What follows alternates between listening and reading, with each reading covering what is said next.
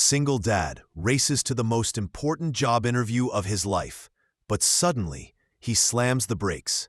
A stranger is stranded in the pouring rain. Help her or chase his dream. He makes the sacrifice and loses the interview. But what he doesn't know is this stranger is a millionaire CEO, ready to change his life forever. "Are you crazy? You'll miss the biggest interview of your life," shouted Daniel, Marcus's best friend, from the passenger seat. His voice was filled with panic as Marcus slowed the car and pulled to the side of the road. But Marcus didn't even glance at him. His eyes were fixed on a figure standing in the pouring rain just ahead. Through the windshield streaked with raindrops, he saw a woman dressed in a long evening gown, her heels dangling from one hand. She was frantically waving at cars, but every driver swerved around her, ignoring her desperate plea for help. Marcus felt his chest tighten. Most people would drive on. They had somewhere to be, something important to do. And truth be told, Marcus did have somewhere to be. In exactly 10 minutes, he had an interview that could change his life and his son's future. A job that promised stability, benefits, and the security he had been praying for. But as he glanced at the woman again, soaked and shivering, he remembered the words he had whispered to his late wife on her hospital bed. "I'll raise Jordan to always do the right thing, no matter how hard." He slammed the car door shut before Daniel could protest again. "Marcus, don't do this," Daniel yelled through the open window. But Marcus was already jogging toward the woman, his shoes splashing through puddles. The woman turned as he approached, her face pale with worry. "Please, can you help me?" she asked, her voice cracking. Her mascara had streaked down her cheeks from the rain, and she looked utterly defeated. Marcus nodded quickly. "What's wrong?" "Flat tire," she said breathlessly, motioning to her sleek car, parked at an awkward angle by the curb. And of all days, it had to happen now. Roadside assistance said it'll be at least an hour before anyone comes. Marcus instinctively looked at his watch. 10 minutes left. His heart thudded painfully. If he helped her, he'd be late. And late meant no interview, no job, no stability. But then he looked at her again. Mud splashed across her legs, clutching her useless heels, standing helpless in the middle of traffic that refused to stop for her. She looked like she had been abandoned by the whole world. He sighed. The decision was already made. "Don't worry," Marcus said firmly. "I'll handle this." The woman blinked in surprise. "But you don't even know me, and you look like you're in a hurry." Marcus forced a smile. Some things are more important than being on time. He dropped to his knees by the car, rolling up the sleeves of his dress shirt. The rain poured harder, soaking through his clothes until they clung to his skin. He felt the mud seeping into his shoes, but he ignored it. His hands moved quickly and surely, loosening the lug nuts and pulling off the ruined tire. The woman held her heels tightly to her chest, watching in stunned silence. Her lips trembled as she whispered, "Most people just drive past. They don't even look at me. Why are you stopping?" Marcus grunted as he lifted the spare tire into place. "Because I promised my son I'd show him what it means to help people, even if it costs me something." Her eyes softened, but she didn't respond. She just stood there, watching as this stranger worked for her, his shoulders hunched against the storm. Finally, Marcus tightened the last bolt with a sharp twist and stood up, wiping his muddy hands on his soaked pants. His heart was pounding, not just from the effort, but from the weight of what he knew he had just lost. "All set," he said, offering her a small smile. The woman looked at him as though she didn't quite understand what had just happened. "I don't even know your name." "Marcus. Just Marcus," he said simply. Her lips parted. "Marcus, where were you rushing off to?" He glanced down at the puddles at his feet, the rain dripping from his hair into his eyes. His voice was low, almost ashamed. "An interview, the one I've been waiting for, but looks like I've already missed it." The woman froze, her breath catching in her throat. She wanted to speak, to tell him how much this act of kindness meant. But before she could find the words, Marcus gave her a quick nod and started back toward his car. She stood there in the rain, watching him go, the echo of his sacrifice pounding in her chest. And in that moment, she silently vowed she would not forget Marcus. Kneeling down, Marcus rolled up his sleeves, ignoring the rain that poured harder with every passing second. The water trickled down his arms, soaking the cuffs of his dress shirt. But he didn't care. He set his jaw and said firmly, "Don't worry, I'll handle this." The woman blinked at him in shock, clutching her heels tightly against her chest. Her voice trembled as she asked, "But you'll be late, won't you? You look like you're in a hurry." Marcus forced a small smile, though deep down his stomach twisted into knots. He thought of his son, Jordan, waiting at school, always asking when his dad would get a better job. He thought of the bills stacked high on the kitchen counter. This interview could have been their fresh start. But right now, staring at this stranger's desperate eyes, he knew he couldn't just walk away. "Some things," Marcus said, gripping the jack handle, "are more important." The woman fell silent, her lips parting but no words coming out. She simply stepped back, giving him room. The rain continued to hammer the pavement, bouncing off the shiny black hood of her luxury car. Marcus crouched lower, loosening the lug nuts with steady, practiced hands. Years of fixing up old cars in his small garage paid off now. His fingers were quick, his movements sure. Mud splashed onto his shoes as he worked, but he didn't even flinch. The woman wrapped her arms around herself, shivering as she watched. In her world of business meetings and chauffeur-driven rides, no one ever stopped to help without asking for something in return. And here was this man, stranger, soaked, obviously rushing somewhere, risking everything just to help her. Her voice softened. "You didn't have to stop." Marcus grunted as he slid the flat tire off. "Maybe not. But I couldn't drive past and pretend I didn't see you. My wife, she used to say, if you can help someone, do it. You might be the only one who will." His voice cracked slightly, but he quickly cleared his throat and kept working. The woman's eyes glistened. She wondered if his wife was waiting for him at home. Minutes passed, though to Marcus they felt like seconds being stolen from his future. He lifted the spare tire, muscles straining, and placed it onto the hub. With quick precision, he tightened each bolt, rain dripping from his chin as he worked. Finally, with a deep breath, Marcus gave the last bolt a hard twist, then leaned back, wiping his muddy hands on his soaked pants. His hair was plastered against his forehead, and his shirt clung to his body. But there was a quiet satisfaction in his eyes. "All set," he said with a faint smile, standing tall. The woman stared at him, her lips trembling. "Don't even know your name," she whispered, as though the moment demanded more than silence. "Marcus. Just Marcus," he replied, shaking off the rain from his hands. She nodded slowly, as if trying to carve his name into her memory. Marcus. There was a pause, a heavy silence between them as the storm roared around. Finally, curiosity and concern overcame her.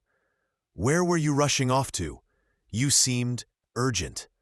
Marcus looked down at the puddles forming around his feet.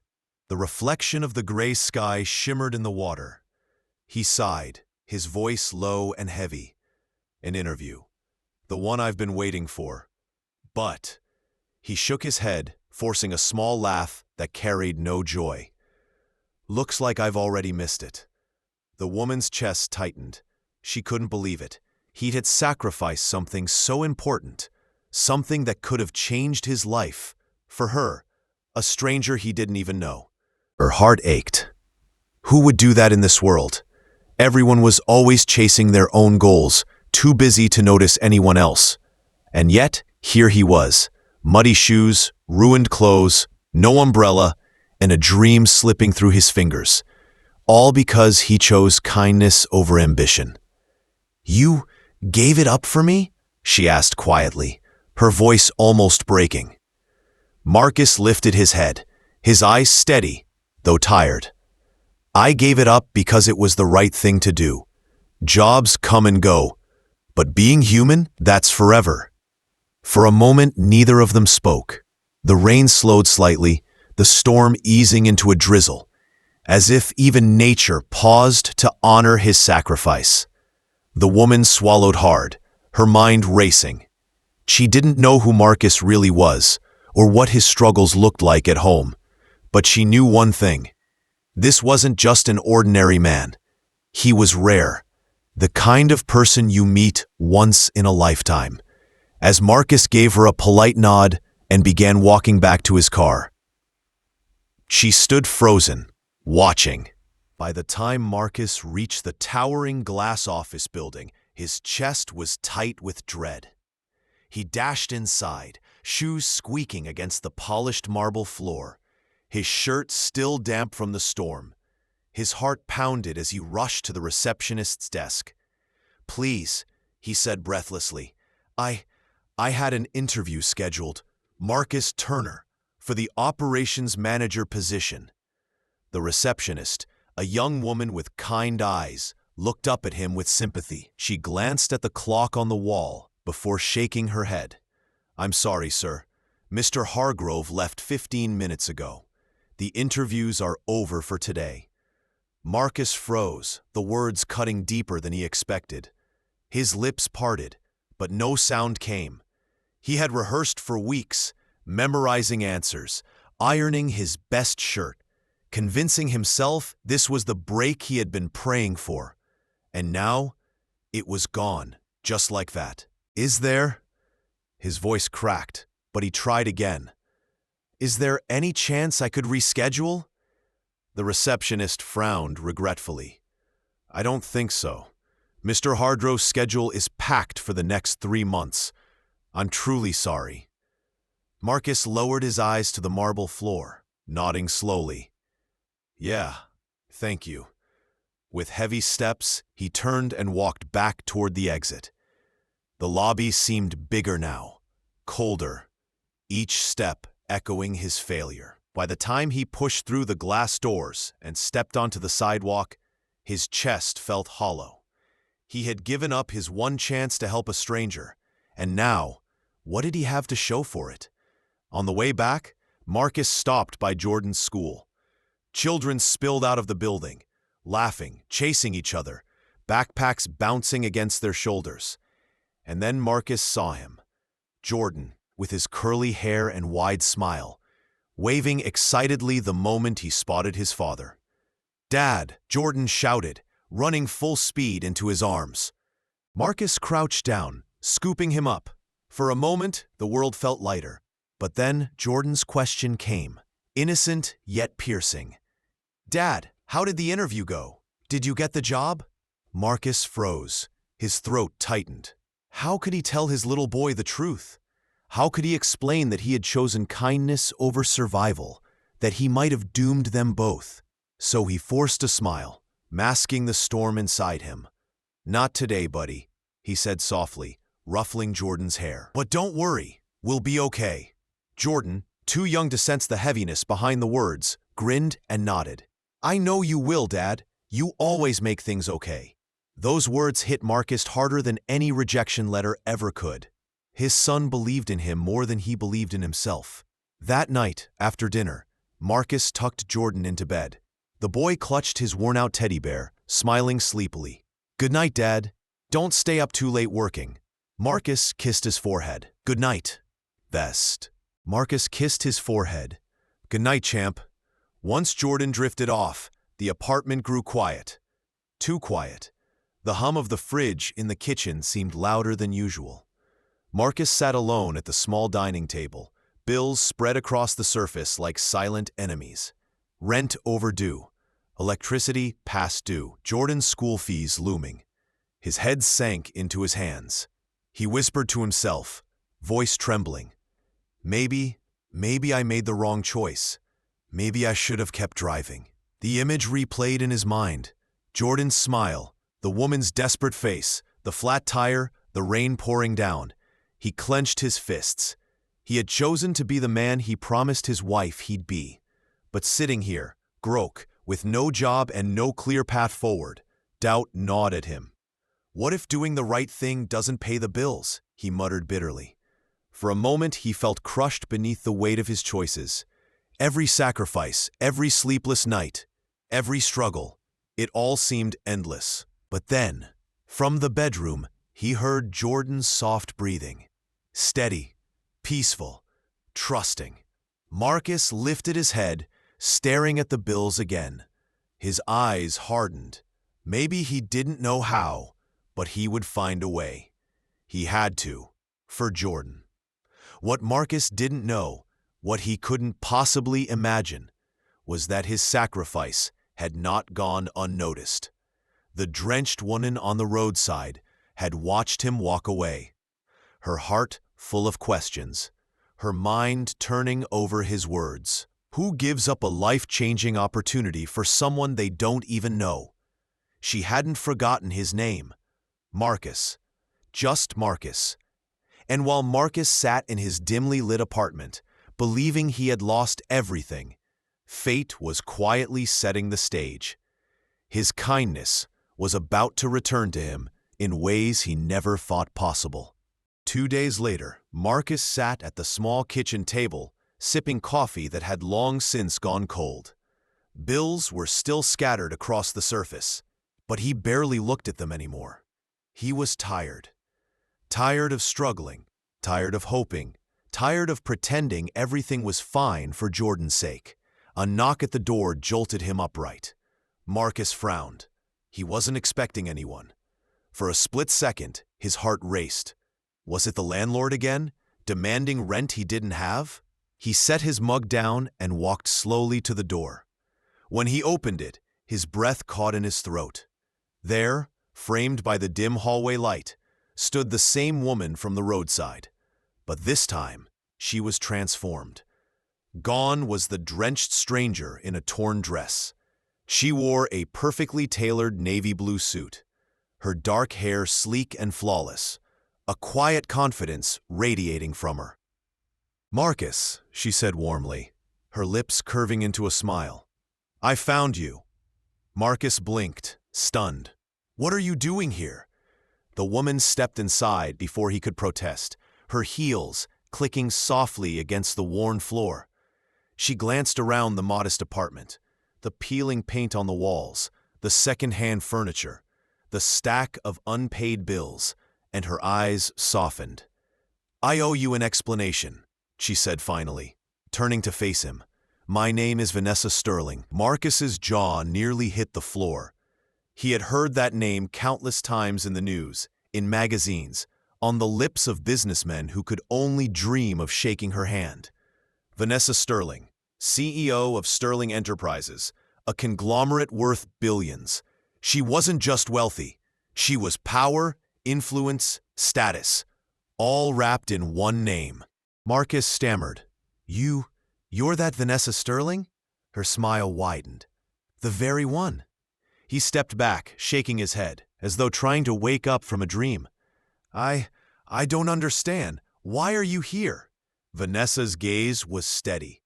"Because 2 days ago, you gave up the biggest interview of your life to help me. You didn't know who I was, and you didn't ask for anything in return. People like that are rare. And that's exactly the kind of person I want on my team." Marcus's mouth went dry. He gripped the back of a chair for balance. "Wait, you're saying you're offering me a job?" Vanessa's grin grew. "Not just a job, Marcus, a career. I need someone I can trust, someone who chooses people over profit. You've already proven your character. He laughed nervously, running a hand over his head. But I'm just a single dad trying to make ends meet. I don't have a fancy degree. I don't even own a suit that isn't from a thrift store. Marcus felt his throat tighten. He thought of Jordan, asleep in the next room, dreaming of a better life. Could this be it? Could this moment really turn everything around? Still, doubt gnawed at him. Why me? You could hire anyone. Someone with years of experience, someone who's already successful. Vanessa took a step closer, lowering her voice. Because success means nothing without character. I've built empires, Marcus, but I've also seen how greed and selfishness can destroy them. I don't need another resume filled with buzzwords. I need a man who's willing to sacrifice comfort to do what's right. That's the kind of person who can truly lead. Marcus's chest rose and fell rapidly. He could barely process what was happening. Look, Vanessa continued, her tone softening, I know this is overwhelming, but I want you to trust me the way you trusted your instincts that day on the road. You may think you've lost everything, Marcus, but I promise you, you're about to gain more than you ever imagine. Silence filled the room. The hum of the fridge was the only sound as Marcus tried to take it all in. He thought of the moment he had knelt in the rain, sacrificing his own chance at a better future for a stranger. He thought of the crushing disappointment he had felt afterward, believing it was all for nothing. And no, here she was, the stranger, transformed into a lifeline. Marcus's voice shook. I don't know what to say. Vanessa reached out, resting a hand gently on his arm. Say yes. At that moment, Marcus felt the weight of every struggle he had endured. The late nights, the empty bank account, the meals skipped so his son could eat. And for the first time in a long time, he felt something else too. Hope. He swallowed hard, tears stinging his eyes. Yes, I'll do it. Vanessa smiled, her grip tightening in reassurance. Then welcome to Sterling Enterprises, Marcus. This is just the beginning. And as she turned to leave, Marcus thought he had lost everything by missing his interview. But in reality, he gained far more. A future, stability, and a second chance at life. His kindness opened a door no resume ever could. And that's the lesson here. When you choose to do good, even when it costs you something, life has a way of rewarding you in ways you'd never expect. Remember, the smallest act of kindness can change everything. Thanks for watching. Don't forget to like, share, and subscribe for more inspiring stories.